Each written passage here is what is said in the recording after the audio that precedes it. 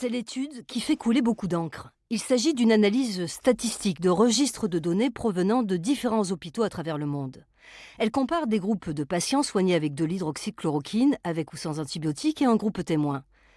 Ces conclusions suscitent des doutes quant à l'efficacité de cette molécule et évoquent une augmentation du risque de décès et d'arythmie cardiaque. Pour ce chercheur montpelliérain qui s'est toujours positionné contre l'hydroxychloroquine, les résultats de la publication sont accablants. Il salue la position du ministre de la Santé qui demande de revoir les conditions de prescription de cette molécule. Et effectivement, dans ceux qui ont reçu la chloroquine ou l'hydroxychloroquine avec ou sans l'azithromycine, on s'aperçoit qu'il y a énormément plus de morts et énormément plus de problèmes cardiaques. Est-ce que c'est une étude randomisée? Non, pas du tout, exactement. C'est pas du tout une étude randomisée. Là, ce qui a été fait, c'est de prendre des données du monde réel, c'est-à-dire des patients qui ont vraiment été traités sur prescription de leur médecin dans le passé, dans différents pays un peu partout sur Terre, et on regarde a posteriori ce qui s'est passé. Il s'agit bien d'une étude non randomisée. Autrement dit, rien ne prouve que les populations étudiées soient les mêmes dans chacun des groupes.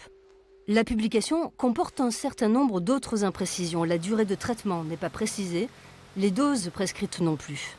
Pour le collectif Laissons les médecins prescrire de l'hydroxychloroquine, qui regroupe 1200 docteurs en France, il s'agit d'une publication à charge qui n'a à leurs yeux pas de valeur scientifique. Ce sur quoi on insiste, en tout cas de ce qu'on peut décrypter de l'étude, c'est que les gens qui ont reçu des traitements, comme la chloroquine, l'hydroxychloroquine, plus ou moins associés à des antibiotiques, étaient dans un état encore plus grave que ceux qui n'en ont pas reçu.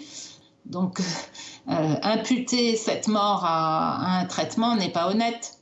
Et puis, il y a aussi une chose extrêmement surprenante dans cette étude, et pas claire du tout, c'est qu'on s'aperçoit que dans près de 40% des cas, les gens ont été mis sous antiviraux.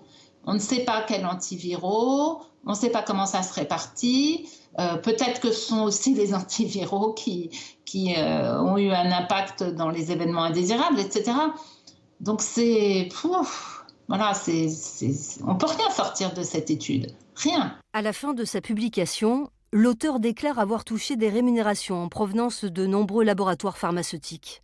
Parmi les mécènes, le laboratoire Bayer, impliqué dans le scandale du sang contaminé.